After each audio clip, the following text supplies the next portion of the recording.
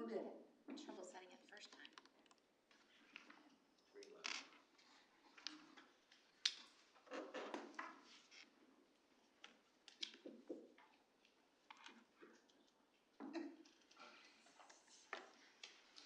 We'll call tonight's work session to order. So this evening is a work session, and it is being live streamed, so people can watch after the fact, after the meeting's over, if they'd like to learn more about our strategic plan. The entire focus of tonight's work session is about strategic planning. So we are reaching the final year of our current strategic plan. We've had a lot of success with the strategic plan we've had in the last 4 years. We've increased grad rate, which I know you know well. Academic rates are coming up. We've provided a lot of new student pathways, such as welding at the high school, CNA certification. We've added a lot of opportunities for kids, such as esports, elementary band orchestra. A variety of wonderful things have come out of the last strategic plan, and I'm going to present a summary in a regular board meeting in a future date, kind of closing that plan out at the end of this year and share those celebrations. But the structure that we used for the last strategic plan has been very successful. We've been able to move through with SMART goals and action steps and achieve a lot of things in a short period of time. So we would like to keep that same structure and system to start a new strategic plan, looking forward to the next 4 years of time, which it sounds shocking to say out loud would be 2030. So we've been working under the tagline of blue as in Panthers, Blueprint 2030, for a new strategic plan that would last us the next 4 years. So since we had a lot of success with the last format of how we did the strategic plan with SMART goals, embedding it into school improvement plans, things of that nature, we would like to just copy that same system, but relook at all of our data and come up with our new plan. So tonight is a little unique because a lot of times when we bring back data, we're talking about progress, monitoring, and goals and where we're at. So we're talking about what successes we've had and what next steps are there to come. Tonight, we're going to talk about data, and you have the full data packet in front of you. We completed the comprehensive needs analysis, which is all of this data. It's 100 pages almost of data in your packet just about Jennings County schools. And in this packet, this data, we use source data from outside of our own data to get as many different lenses to look at our corporation as possible. So you'll see a lot of data. One of our favorite sources is Indiana Youth Institute. They have county-wide data for every school, corporation, and state available. So that's a lot of the data clips. You'll see data that is assessment data from IDOE and other points from IDOE. You'll see a wide variety of census data, a lot of things about Jennings County and Jennings County schools in particular. But you are going to hear a presentation this evening from a wonderful committee of people that are represented by a small group. We had about 4 times as many on the committee, but this wonderful group of administrators and teachers were willing to come tonight and represent that whole committee who dug into this work and would like to summarize the data and then discuss the action steps that are recommended from coming out of this. So they're going to just have an opportunity to present, open floor for us to have Q&A to ask them any questions or clarification you would like. And then that will be the closeout of this evening, is just presenting those overall action steps. So the process they took to get through from where we started with this being collected by central office staff to having goals set today was an entire day meeting. We have a committee of teachers and a committee of administrators together who came together. We presented the data for about 4.5 hours that morning. So an hour presentation tonight is quite a condensed version. And then they had time to process that information in a variety of ways, and we divided into groups that had multiple perspectives. So each group that was processing the information had different voices at the table. Then, similar to, if you were on the board when we did this 4 years ago, what we did, they had a sticky dot. So as we looked at the information and priorities seemed to bubble up that we saw that were needs in our data, they could prioritize all of the data choices on the wall with a sticky dot. That was an affinity grouping of what the priorities they felt were most important were. From that was grouped into words, and then we started with calling it buckets, didn't we? Instead of action areas, we grouped into 5 action areas. We originally called them buckets, and that's where we got today. So they're just gonna walk backwards from that, deconstruct the work we did to show how the data matched up to where these action areas are that you have in front of you. So I'm not going to hold up them very much anymore. I'm just going to mention what data sources are in here. So you have IYI data, state data, the surveys that we sent out to community, the staff, parents, and students. You'll see those referenced in this presentation. And then you'll also see us speaking from an accountability model lens. You remember that riveting presentation that Carrie gave on the new accountability model last board meeting? It took us about an hour to get through because it's that complicated, the new state accountability model. We are working through knowing those are the benchmarks set for the state for us going ahead. So making sure that as we're making our own goals and action steps, we're not doubling the work, we're streamlining into a very clear purpose. So that you'll also hear discuss, and then the final piece will be them presenting by each bucket. So I have the first bucket is Panther well-being, and then we will have second action area, academic achievement and growth, operational effectiveness, positive school culture and climate, and then fiscal responsibility. So to kick it off for us, Panther Wellbeing, Dustin Roller and Melissa Patterson. Not to interrupt, but it won't quite follow yours. They're all over the place a little bit. So if you're trying to follow through here, they skipped around just according to their group and what slides show. They're highlighting parts of the packet, not page by page. Okay.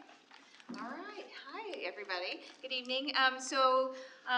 Mr. Roller and I are talking about Panther Wellbeing, and Panther Wellbeing is the overall goal is to increase student and staff well-being, because we know that student and staff well-being is the foundation to academic success, staff effectiveness, and just our thriving overall school community.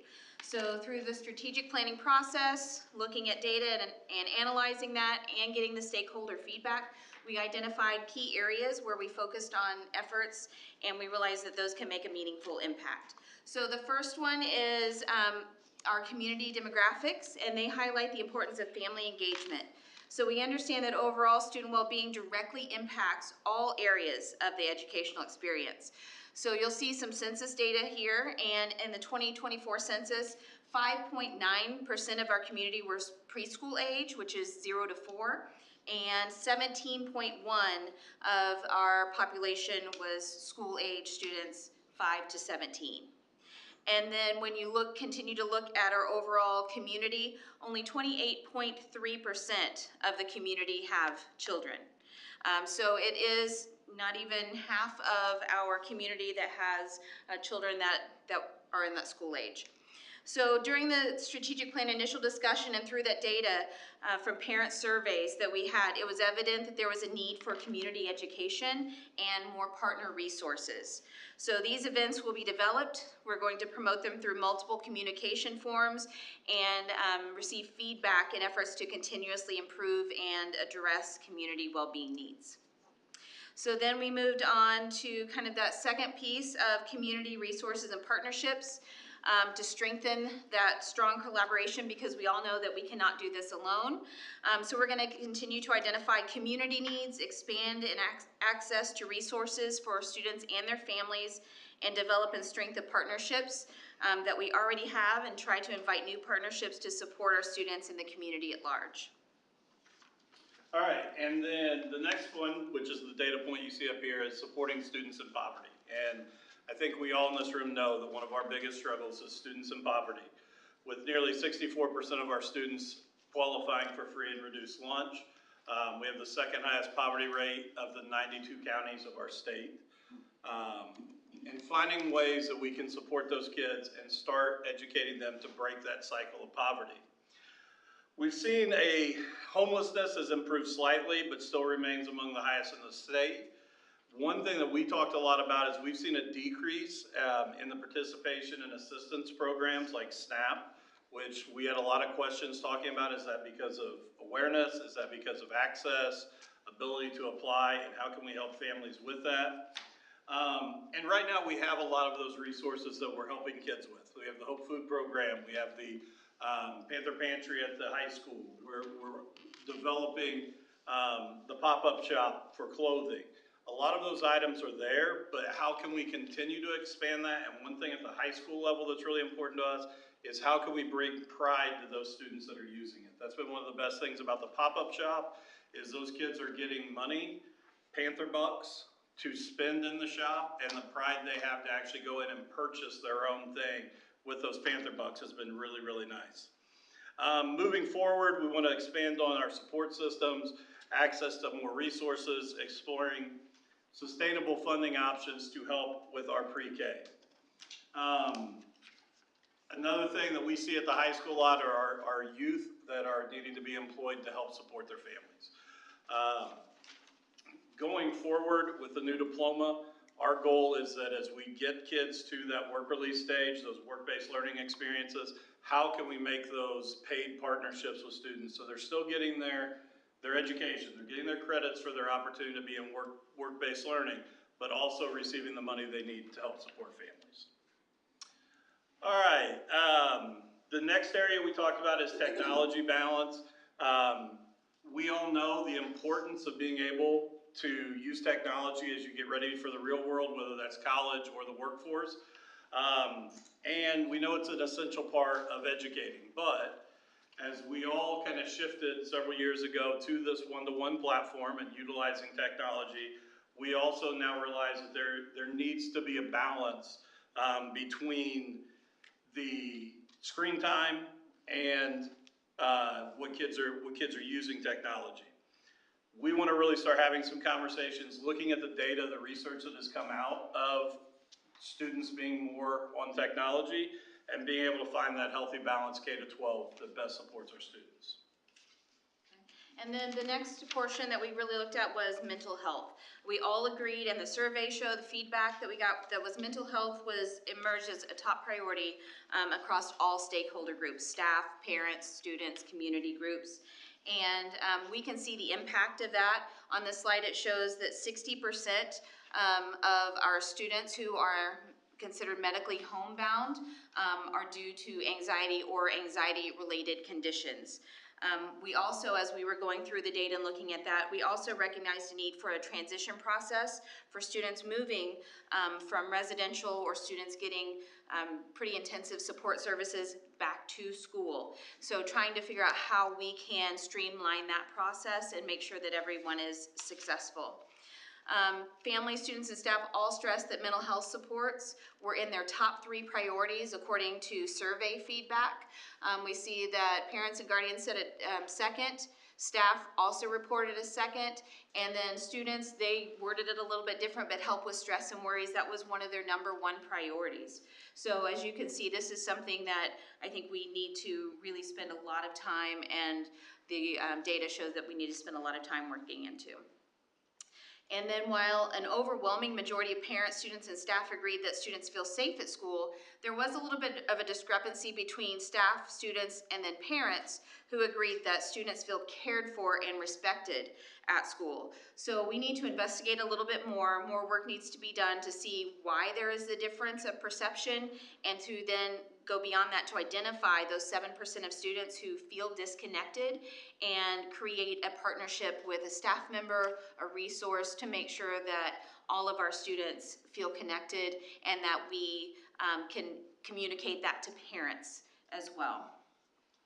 So then parent feedback showed that increased student support services, that was the most important outcome that they pointed out for us to look at in the next 3 to 5 years. So as you can see, not only developing that, but also figuring out how we're going to effectively communicate that is an important goal for us. And then absenteeism, the best way for us to ensure well-being of our students is that they're at school, where we can help them and have these supports and these services. The 2021-2022 data showed that JCSC was one of the 10 highest school corporations for chronic absenteeism. The 2026 data shows great improvement. We are down to the 25th highest in the state, but obviously still not where we want to be. Schools will continue, along with the JCSC Attendance Committee, to work with community resources and partners to improve attendance rates daily. Our goal is to each year improve chronic absenteeism by 2%, along with offering incentives to students.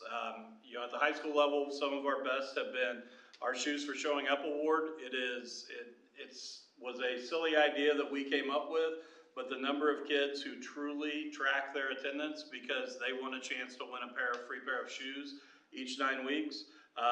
And the kids that will come in late and say, I'm here today because if I wasn't, I'm out of the shoes competition. So finding those incentives that engage kids, like you can always throw an incentive out, but if it doesn't engage and draw kids' interest, it doesn't work. So continuing to work as a school corporation to find those incentives and remove barriers for our students with their attendance. Thank you, Bobby. So to summarize this section, I'm going to go back and share. Tonight, we are sharing any area that we looked at 100 pages of data, and we are not looking to celebrate tonight. We're not looking to share successes. Tonight's work is, where can we find ways to improve? Because although we've had some great successes in the last 4 years, there's always things we need to improve upon and work to be the best for kids. And so you're going to hear a lot of things this is where we get better, this is what we need to do. Because we are looking to dial in on what are some areas that are unique that need support. And so in this section, what I would highlight is we went through the 100 pages of data and student well-being kept bubbling up. And you will notice a couple facts that I'm sure jumped out at you.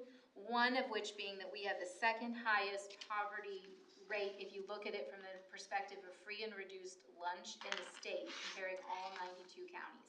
That is a very significant statistic, and it also shows us that means everything that we look at, we need to look at it from a different lens of how are we making sure we're supporting all of our populations, all students. And if there are barriers to programs or things that are needed, how are we removing them?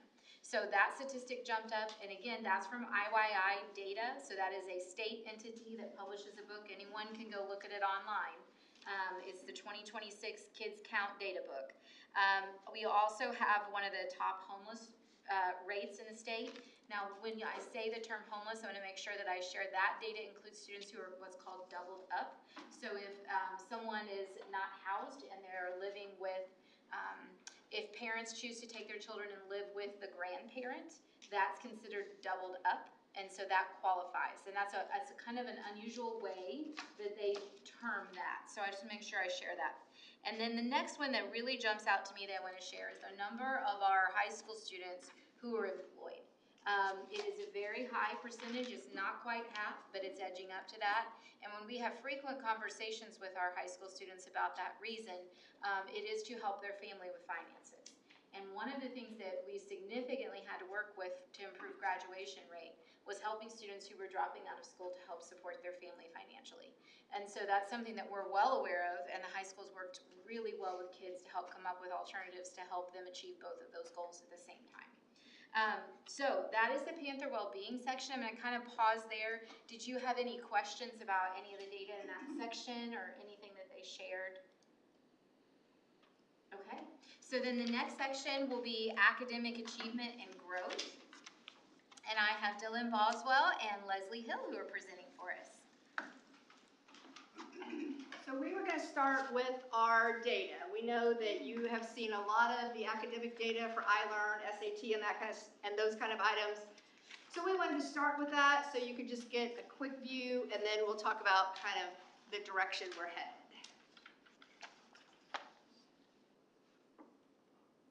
That's not hard. We could go, if you would like. I think that's us. Nope, just kidding. See what the next one is so we can tell. Is that operational? There we go. Okay, there we go. Okay. All right, so these are ELA iLearn scores from 3rd through 8th grade for 3 years. And so we can see some pretty steady growth there across the board. The next one will be math. Those are some dips we see, especially when we get to that 6th, 7th, and 8th grade that we're going to talk about. When we get here, we start looking at our special education data, and a really interesting point that we found, or first, this is our iRead data. iRead is really big right now. It is going from the 3rd grade focus that it's been for many years now, really to a 2nd grade focus test. So we're having to get kids more advanced faster, which is been a lot through our science of reading work, but developmentally wise, we gotta catch up in that area. The state's continually moving that priority to second grade students passing that. Now, there's multiple opportunities as they move into third grade, but that's still a huge priority. Now, we've made massive successes. We've been down from 21, 22 in the 60% to now almost every building being an 89 plus. That's a huge growth, but it's still not good enough for us. That's our area to continually raise that as we go, especially when you tie in the research with students at third grade and their reading rates and their futures and the jail processes that happen there and the percentages. We want to eliminate that for our students, right? If we can start that foundation high and set them up for success early on, we're going to set up success all the way through for their future lives. Here we have our special education data, and the big point we talked about is with our decrease in enrollment and size that we've had over time that we all know, our special education percentage on the right is going up. So that's a very interesting point for us, not only to focus on our Tier 1 instruction in our classrooms, but also how are we approaching Tier 2 and Tier 3 to boost those students? What are we providing? What extra resources to help them? Then when you tie in all these massive tests and the stress and all of the mental health that we've talked about, we really have to be well-rounded in our approach to say, okay, we have to assist these students academically as well as emotionally to combat that with our higher percentage.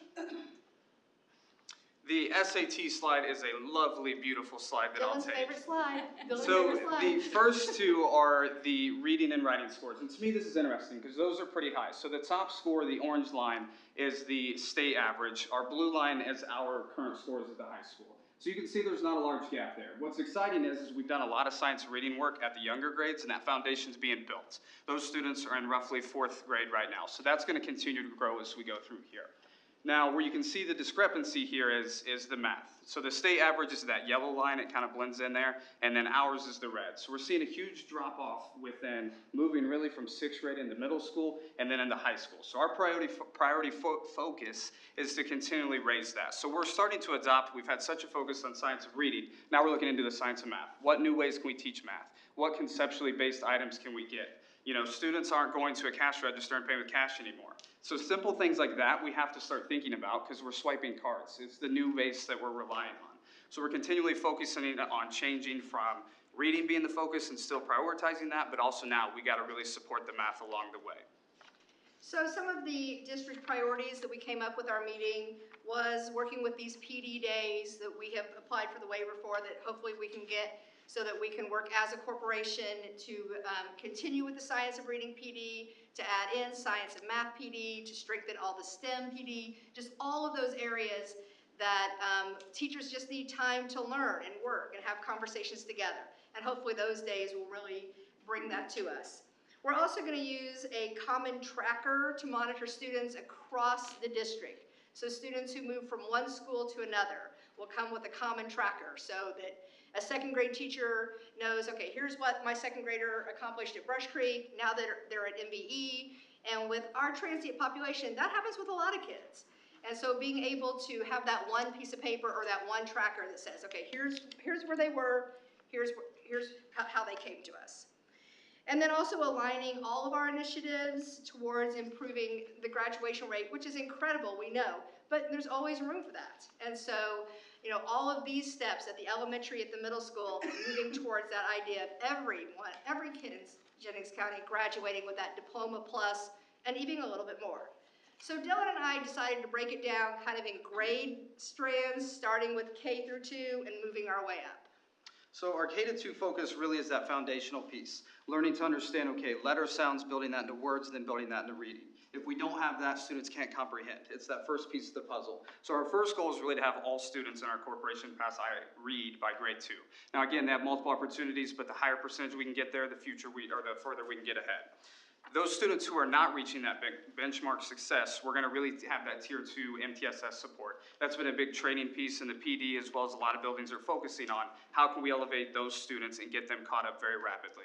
We have summer school opportunities and multiple things every day in our buildings to help those students reach that, especially by the end of 3rd grade.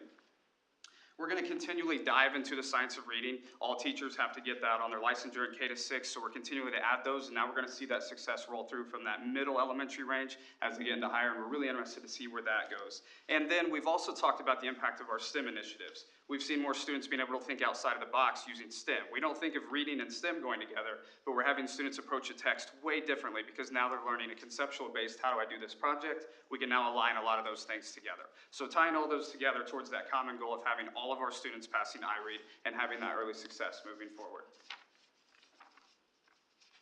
When we go on to the 3 through 5, the upper elementaries, we're talking about strengthening and expanding the skills. Again, continuing the science of reading, really digging into the introduction and the expansion of the science of math at all grade levels, but especially that 3 through 5 as we get closer to the 6th grade, moving into a grade level that is required to do some advanced math, focusing on the STEM across the district, high ability, as our MTSS, as well as our Tier 2 and our Tier 3 MTSS.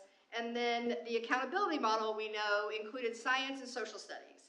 So we have to make sure that when our 3rd, 4th, 5th, and 6th graders are taking the science and social studies, that their science and social studies skills are strong enough that that gives us that extra bonus point that they're gonna need when it comes to the accountability. So social studies and science will be that extra push to give them those extra points.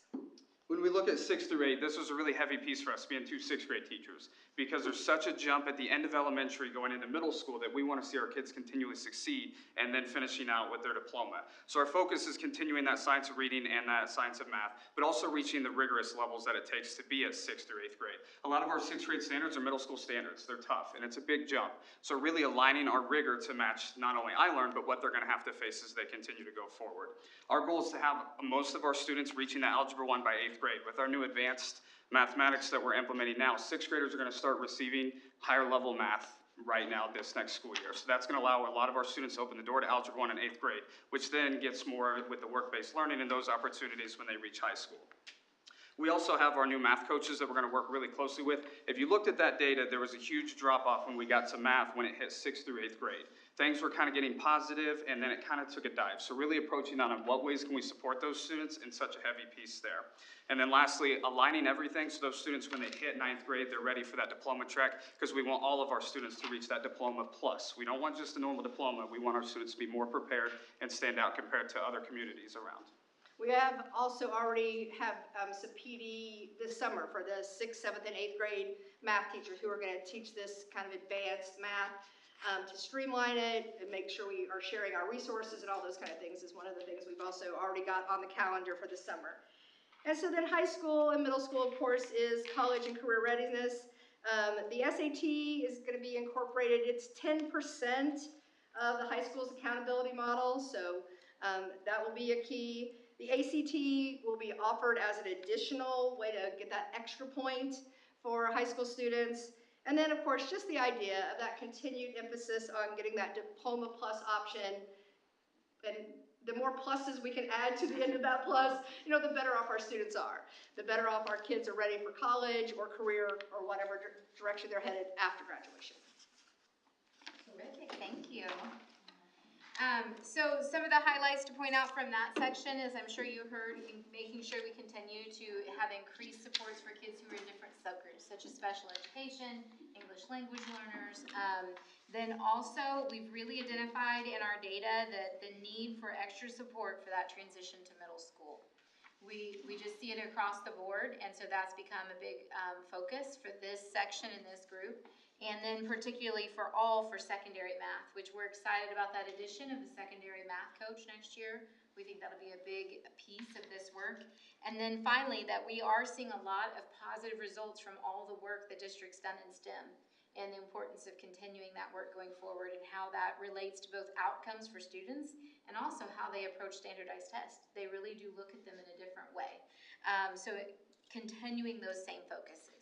Anything you want to add to academics that I missed? No, I think they covered it well. Question. Yes, please. Team. Do our textbooks, especially at the 6th grade level, are they going to be okay with advanced math for 6th graders? We're going to have to get something different? Or? With our math textbook, we have K through 8 iReady, so it doesn't shift. They have the same math book in 6th grade as they do in 7th and 8th. So it's just a natural transition already. And when you look at the pacing guide and the recommended guide, it's adding like for 6th grade, like it's adding like seventh grade standards. And what is interesting to me, and Leslie can probably speak on it more than I can, a lot of the sixth grade teachers say that it's standards they've already taught in the past, and when the standards changed, some of those standards were taken off. I don't know if you want to add anything to that, Leslie. It's just a handful of standards. I think at sixth grade, there's about seventh grade standards. And they are a lot of things that kind of lead into what we're already working on. So not a huge pivot point, just kind of adding to, Pat, for example, we're doing integers, but sixth graders don't do any operations with integers. They've added those 4 standards. So it's just that kind of continuation. And I was going to say that iReady, that we have the digital component of iReady, all students can get to the 6th grade, 7th grade, or 8th grade part. So they can access that online as well. So. Anybody else, any questions for that section? All right, rolling right along. Next up, we have Molly Vaughn and Felicia Hill, who are going to talk to us about the third action area, which is operational effectiveness. So again, as we're looking at these 100 pages of data, this was another area that bubbled up as a focus for the future. And He's feeling left out. All right, so the next action area we're going to look at is operational effectiveness. And some of the data and insights that we're going to look at have to do with staff training participation, instructional practices, student achievement and growth, and staff retention. And these indicators are going to help us evaluate how effectively our system supports both educators and students. So our goal is to highlight strengths, identify challenges, and outline strategic steps for us to improve across the board. Yeah, so inside the operational effectiveness, we have 7 pillars that we're looking at. And so what we wanted to do is just kind of introduce those pillars and go through each of those with some data. So you've heard, it's going to be like we're kind of repeating ourselves. We're going to talk about the elementary to middle school transition. When you look at that data you just saw, there's a huge drop in scores. And so we want to figure out why. We also want to look at special ed licensing and training because that's an area we struggle in. We want to talk about staff training focus and leadership development, which we're getting ready to have a new opportunity for. Online programming for students, staff compensation and benefits, and then marketing. And so the first area that we're really worried about is that middle school transition from elementary. And if you look on here and you see, just looking at the 6th grade scores and then looking to 7th grade, there is a significant drop, and that's a concern for us. And so one thing that we kind of talked about all day in our training was what can we do to fix that? And so when you look at this slide and then the next one, it goes to show we need a stronger alignment in curriculum all the way through, but we also need to make sure kind of our practices are the same and then working together, building to building for that transition. And then we just need to continue to look into that and then make sure that we're being successful. So Dylan kind of touched on this earlier, but our special education percentage in Jennings County is up across the board. We have a lot of students who are qualifying for special education support, even with our declining enrollment. So that puts pressure on our special education teachers. So one of the areas we are looking at is making sure that we have high quality special education teachers. I think it's the next slide, there we go. So we do have 6 alternate special education, or teachers that are on alternate special education licensure. So we're working to get those teachers certified, as well as keep and retain some of our more hard to fill positions, our self-contained programming. We have a hard time keeping staff in those programs. So we're looking at what professional development, what training can we provide for our staff to make sure that they feel comfortable in those programs, as well as doing what's best for our students in special education.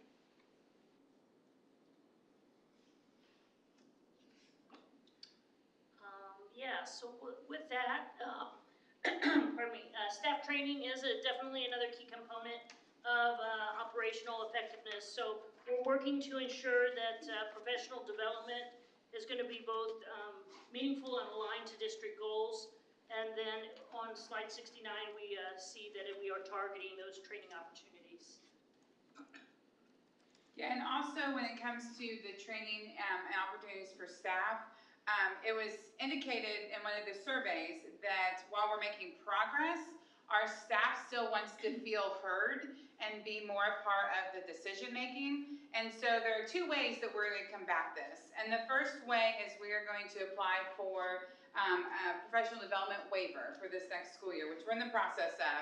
And that's the ED Flex, I think it's 1003 waiver, is that correct? And then these, having those days built into the year for our staff to get professional development will also help with subs and helping with the kids. And then another thing that we're also going to do is actually Dr. Johnson just sent out this week. We're going to invite staff to join us on the strategic plan and kind of build leaders within our corporation. We have lots of young teachers, and we want to, get them involved and get them knowing the inner workings of our corporation. So we're super excited about that. Another area that we looked at was student enrollment. So we were losing students, and I think if the next slide would show you, maybe one more, so that we are losing students to online programming. Our way to kind of combat that this year was we started our Panther Online Academy for K through 8. Moving forward, we're looking at potentially expanding that program to high school, seeing if that's effective or not. But looking at ways to keep students enrolled in Jennings County schools. The other thing that we do is we use Edgenuity for middle school and high school credit recovery. So we're finding different pathways for our students to earn those credits. And then also the possible micro school study at looking to see the effectiveness of micro schools and if that's something that we want to pursue in Jennings County. In addition, we definitely want to look at the staff compensation and benefits with this. It's certainly a critical role in recruitment and retention. So to attract and keep high-quality staff, we're going to have to remain competitive with the surrounding districts, not only salary-wise, but benefits-wise, working conditions, and opportunities for professional growth. So investing in our staff is certainly ultimately an investment in our students. Yeah. And then finally, our last piece was marketing and community engagement. And we want to do a better job at showing the good that's going on in Jennings County schools. And so we feel that there are lots of things that are going well, but we don't think we do a good job at sharing that. And so we want to improve communication because we think if we improve communication about our school system, it's going to increase student enrollment. We can strengthen our partnerships with our families and the community, and then we can attract and retain quality educators. And so we just think we need to tell our story more effectively and just show all the good for Jennings County schools. So in closing, operational effectiveness is about aligning our people, systems, and resources to best support student success. We do face challenges, but we're looking for clear strategies and opportunities for growth. Thank you. So in this section, I'm going to highlight a couple areas. Marketing, I know that's one that we've talked about often in the past. It does keep bubbling up for us. And the marketing story that we need to tell or we need to share that the committee felt were the successes and experiences, but they really loved from the personal level of what's an experience like for a high schooler in the welding pathway, what's the experience like for a kindergartner or a preschool program. So a lot of innovative ideas and things that we can look at with that portion. We also did a lot of study, and I know you have, we have together in the past, on the impact of online corporations in the state. And that's what this data reflects. This is on the transfer report for all corporations in the state. Someone can find this data themselves on the Indiana IDOE website under assessment information portal. They have that information for every corporation. And then staff training is a big focus in this section. What are our needs in staff training? How can we support staff? And then making sure that we have programming available. So any questions in operational effectiveness or anything you'd like for us to clarify? I don't think we brag enough on ourselves, so I totally agree that we need to get that out more. And then who was the young man that jumped in right there at the last? Didn't get introduced. That was my bad, sorry. I might need one of Amy's signs with the arrows. All right. Happy to share. And then our next section, the fourth action area, is positive school culture and climate. And we have Tevin Schultz and Morgan Likens here to talk to us about that. Yes, so thank you so much. Yep, we're going backwards a little bit in our presentation. Keep going. There we go. All right. So we're here to update you again on the reasons and some of the possible work that we intend to bring about with this priority. And you're going to hear tonight about a focus on safety, student preparation, behavior systems, and communication. So I'd like to start with what I believe is probably at the forefront of everyone's mind when it comes to creating positive school culture, and that is school safety. Across every single stakeholder group in this county, whether it's parents, teachers, the neighborhood watchdog with all the kids on going to the getting ready for school, it's a top priority, and rightfully so because our parents and our community want our children to have a safe and secure learning environment when they are here in our buildings. So in response to that, we intend to focus on both a systematic and a structural improvement across the district when it comes to safety. This could include work at building level safety enhancements to strengthen physical infrastructures. It also is consistency with our procedures, the expectations that we have, and our responses. We do a lot with safety already. We meet monthly, and we want to continue to strengthen those partnerships that we have with those key agents for safety, which would be EMS and our police departments and those agencies as well. So just collaborating on some more proactive measures for safety. All right. And then the next part is talking about what our community needs as far as employability skills. That is a huge part of the new accountability model, and one piece that we keep hearing of, specific needs from local businesses. So with the help of the Economic Development Center, the survey that Dr. Johnson sent out early second semester, the feedback we had is up here on the screen.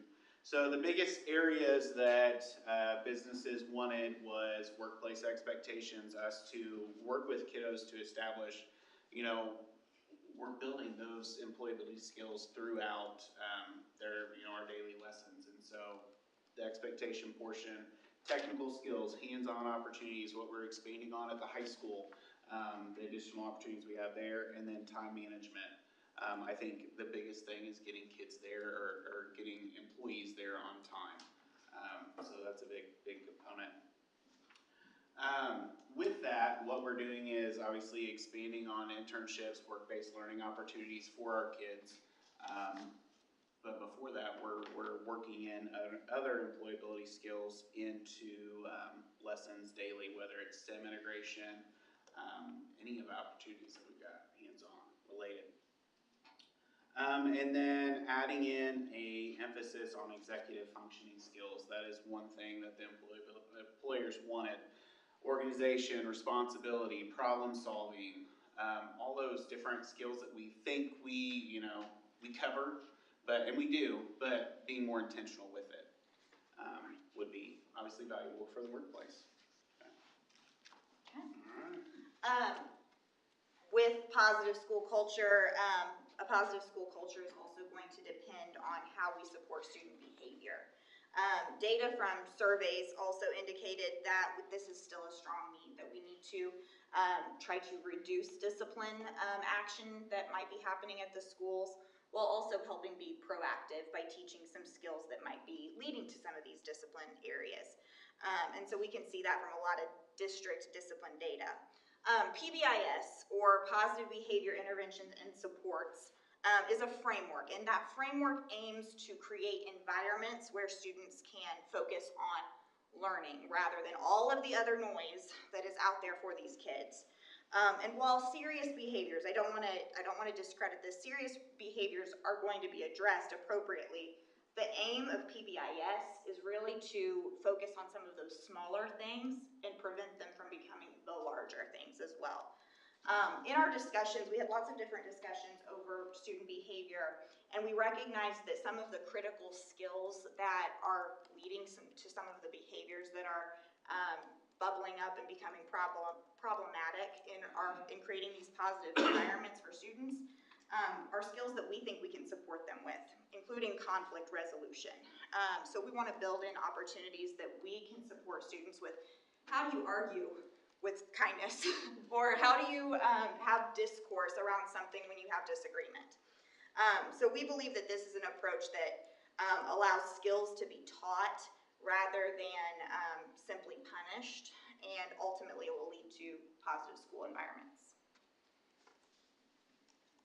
And the next portion is talking about student opportunities. Obviously, we are doing what we can to keep our kiddos in Jennings County. We want them here with us. But expanding on what we offer. I think when you look at what other districts are doing around us, we are miles ahead of them for what we have to offer. Just think of Black Cat Racing, all of the expansions that we've done at the high school for careers. It's what's bringing kids in. Additionally, Todd talked about the online programming, expanding on what we are offering to keep our kids, if an online option is what's best for them. So we still have a connection with our kiddos. And then two, with that online option, how can we get them to come and do other things? Tutoring opportunities with the coordinator. We still get to see them for testing and things like that, which is wonderful when they come in. So doing what we can to keep our kiddos with us here in Jennings County.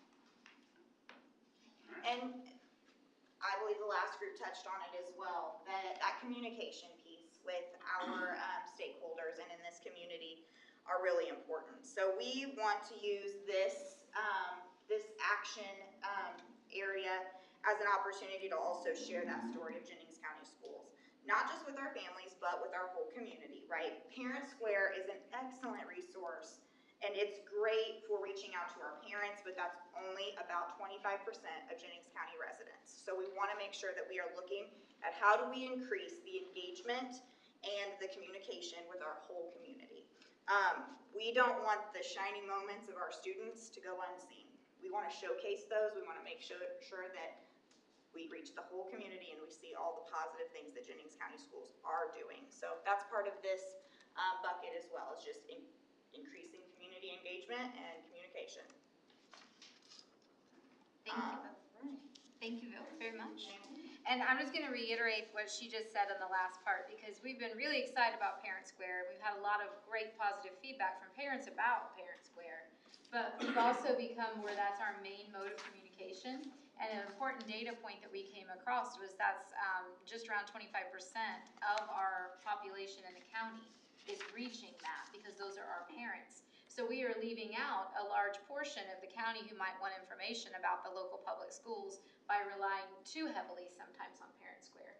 So that was part of the marketing strategy that's already bubbled up, is how do we have broader communication to make sure that we're sharing information with all groups, not only our parent stakeholders. So that was an important data point.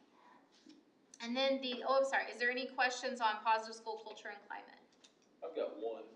Maureen, you mentioned reducing discipline occurrences. I mean, are you saying that we need to reduce those, or the kids' behavior needs to? I think we take a proactive response to that. I feel like what we want to do is what we want to aim for is give skills and teach skills to students so that they can mitigate their own conflict, so it doesn't escalate. Because I think that that's what we saw in a lot of our conversation, is something that is maybe a disagreement is turning into something way bigger because we don't have skills to mitigate some of that. And I'm glad you're clarifying that, because the discipline data shows overall decreased discipline in the last 4 years, but the work of PBIS is you always study what your discipline is, and you look for where is the most area of need. Is it, I'm just making up a category, but is it issues in the bathroom? Is it peer conflict?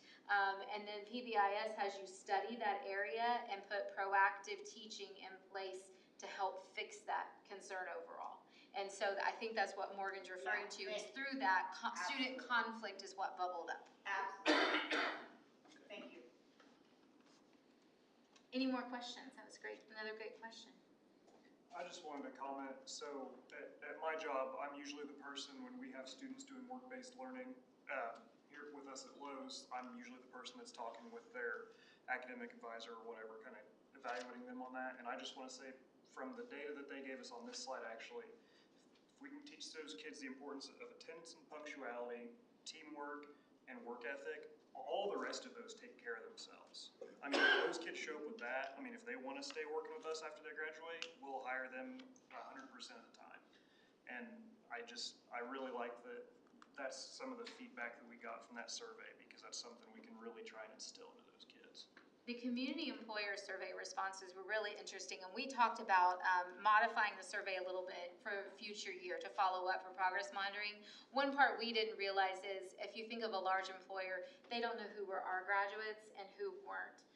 So we're really asking it in that context, but it's more of overall what's important for entry-level employees. So that was one thing that we learned. The other was we love, to your point, seeing what employability skills are truly most important to the employer, because the high school's been having deep conversations about employability skills and life skills overall. You know, we're adding financial responsibility class.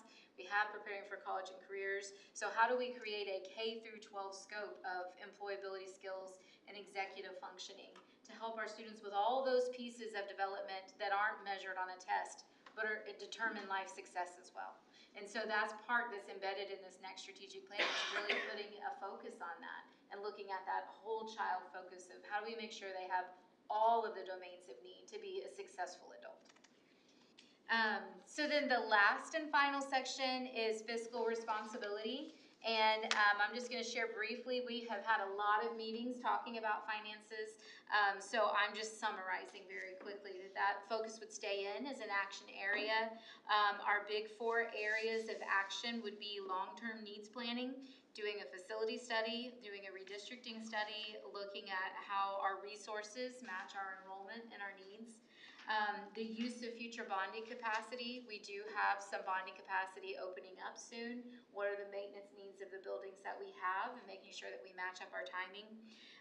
Looking for innovative funding. School funding in public schools is decreasing. You see it's a drop in the bucket of what we get compared to what the needs that are still there.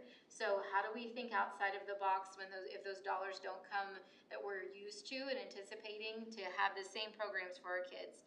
And then finally, cash balance sustainability. With dropping enrollment, that always has to maintain as a focus, so we always maintain our credit rating and all the things that we need to operate effectively. So those would be our fiscal responsibility priorities. So all combined, you can see the great work that this large committee did. They spent an entire day looking at pages and pages of data. They only highlighted a portion of it tonight, but they were trying to highlight why the things that you see on your sheets as the top priorities got there. And so what we would like to do is to proceed forward would be at the next regular board meeting to ask for approval of these action areas of the strategic plan. And then the next steps and the timeline would look like, first, broadening who's involved in strategic plan. We really want to see our teachers who want to be leaders having an opportunity to step into those roles. So we'd like to use the strategic plan as a driver for that and offer people opportunities. If you want to jump in and help with food insecurity in the county, volunteer for this part of the committee. If you want to help with connecting community resources or employability skills, that's your passion, jump in and help on this committee. So we're going to really open the doors to make this the community and the staff's plan, not just an operational plan, is our focus. So we will put a call out to ask for volunteers.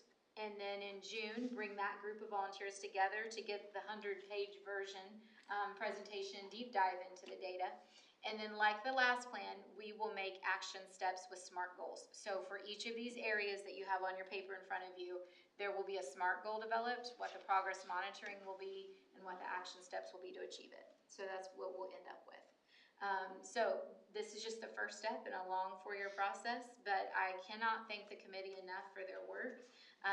We were guides on the side and had all of the papers and things prepared and the data pulled together, but it was the committee that really dug through that data and sorted through and found what rose up to the top for priorities. And I appreciate all their hours of hard work and deep caring and thought that went into that day. We sure have some wonderful staff.